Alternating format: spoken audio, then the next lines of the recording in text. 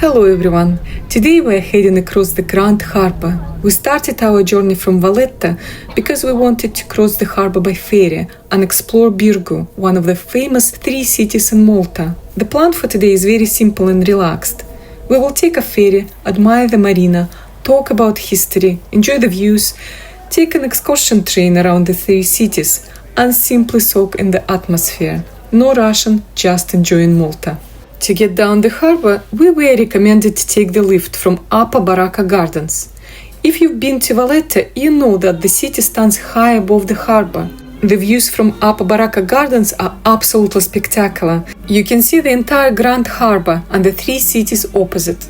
But to reach ferry terminal, you need to go down. The lift tickets cost just €1 return per person. And the ride takes only a few seconds, and you're already down at the waterfront. And actually it's very convenient, especially if you don't feel like walking downhill. But you can also walk down. There is a street connecting upper levels of Valletta with the harbour area. So if you prefer walking or saving that euro, it's completely manageable. Now here's a small tip. If you're taking the large ferry, the one we chose, the lift tickets is actually included in the return ferry ticket. So you don't need to pay separately. The first, we were thinking about taking one of these small traditional Maltese boats. They were charming, colorful, almost like little gondolas. They are part of Maltese maritime tradition and they look absolutely beautiful in photos. But there was quite a long queue, and honestly, I just felt a little bit nervous about getting into such a small boat in an open harbour. They're perfectly safe, of course, locals use them every day, but for me the large ferry looked more stable and comfortable. So Jim and I decided to wait for a big ferry. Sometimes comfort wins, and I think we made the right choice. When the ferry arrived, we decided to go upstairs to the open deck, and immediately the views opened up. The weather was incredible. Beginning of February and over 20 degrees, blue skies, soft breeze. It honestly didn't feel like winter. As we slowly moved away from Valletta, we could see its massive fortifications rising above us. Golden limestone buildings glowing in the sunlight. Cruise ship docked in the harbour, towering above everything. And then the marina. Rows of luxury super yachts, some clearly worth millions. There is something fascinating about this contrast. Centuries-old fortifications built for war and defense and modern super yachts resting peacefully at the same harbor. The crossing takes only about 5 minutes, but it's one of the most 5 scenic minutes you can have in Malta. And before we knew it, we were arriving in Birgu.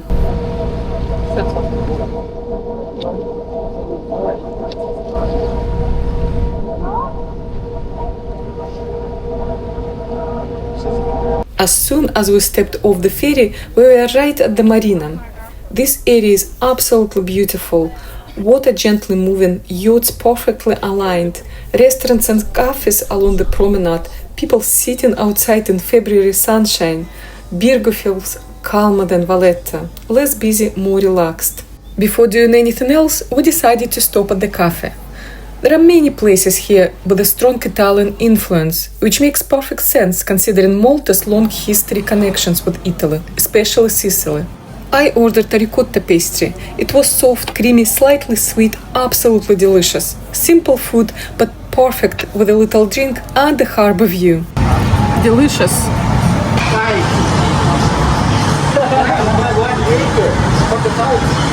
As I was walking along the waterfront, I realized how different this place feels compared to Valletta. Valletta is impressive, grand and powerful, but Birgu feels personal. Here, you are not overwhelmed by monumental streets. Instead, you are gently surrounded by water, stone and light. The marina is elegant but not loud. Yes, there are luxurious yachts, some of them absolutely enormous, but somehow they don't feel aggressive. They just quietly exist here. The reflections in the water were almost hypnotic. The boats gently moving, soft metallic sounds from the masts, cutlery clinking in nearby cafes. People speak Italian, English, Maltese, and the sun. The sun in February, over 20 degrees. It honestly feels like a small gift. I stood there for a moment and just thought, this is why I love traveling in off-season. There is a space to breathe.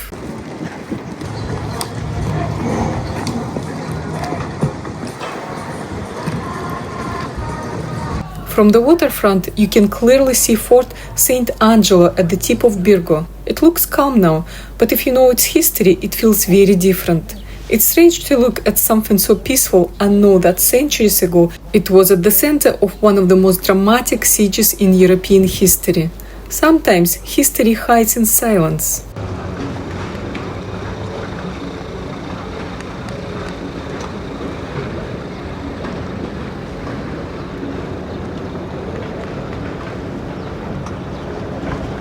By the time I finished my little marina walk, we decided today we deserved the easy version of sightseeing. Because earlier that morning we had already explored Medina, walking up and down stone streets, climbing, turning, discovering. So instead of pushing ourselves again, we chose comfort. The little excursion train was waiting, and honestly, I'm glad we took it. It costs €6 each. You can buy tickets directly from the train carriage. The tour lasts about 30 minutes and takes you around Birgu and the wider Three Cities area. If you are tired or short on time, this is honestly a very good solution. You see much more than you would if you only stayed at the marina. We waited a little before departure, and then the train started moving. I felt like we are traveling not just through streets, but through time. Birgu, together with Singlia and Caspicia, forms what is known as Three Cities. And what many visitors don't realize is that these cities are older than Valletta. Before Valletta even existed, Birgu was the heart of Malta. In 1530, the Knights of the Order of St. John arrived here. They had lost roads and needed a new base. Malta was not a rich island. It was rocky, dry, unexposed, but strategically it was perfect. And they chose Birgu. In 1565, the Ottoman Empire launched a massive invasion. Tens of thousands of soldiers, ships filling the horizon. The main attacks targeted Birgu and Singlia. Fort St. Angelo became the center of resistance. For months, the defenders, knights and Maltese fighters held their ground, outnumbered, exhausted and surrounded. And yet they survived. And when you ride peacefully on a small tourist train, it's almost impossible to imagine the violence that once happened here. The same streets, the same harbor, but a completely different reality. After surviving the Great Siege, the knights decided something important. They needed a new fortified capital. And so they built Valletta, named after Grand Master Jean de Valletta. That's why Valletta feels so grand and organized. It was designed after trauma, built as a statement, built to never be conquered again. But Birgu remained older, quieter, and full of memory. As the train continued through the streets, I was thinking about how places change. How something built for defense becomes a postcard view. How fortifications becomes romantic backdrops for sunsets. How war harbors becomes luxury marinas. And I think that is something extraordinary. Layers. You never stand in just one century. You stand in many layers at once.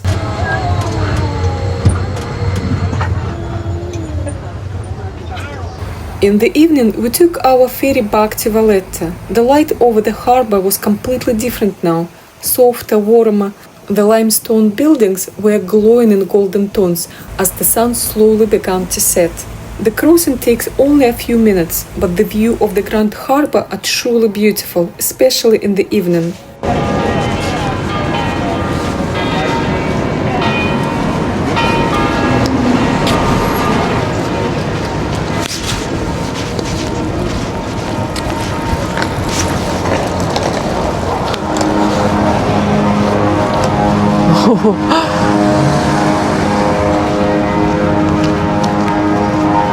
If you're visiting Malta and you have limited time, I would definitely recommend combining two places in one day. For example, Medina in the morning and Birgu in the afternoon. It's very easy to do, thanks to the ferry connection from Valletta. You can enjoy the marina, learn about the history of the three cities, including Singlia and Caspicia, and simply relax by the harbor. If you're tired or short on time, the small excursion train is also a good option. The tour takes about half an hour and gives you a nice overview of the area without too much walking. And here's a small practical tip. The large ferry from Valletta costs €4.80 return, and the ticket also includes the lift from the Upper Baraka Gardens. Traditional Maltese boats are also available, but they usually cost around €3 per person each way and don't include the lift. So if you are traveling on a budget, the ferry can actually be a very good option. And if you can, try to stay here until sunset. The Grand Harbour at this time of the day is simply beautiful. Thank you for coming along with us today, and I hope this video will give you a little inspiration for your own trip to Malta.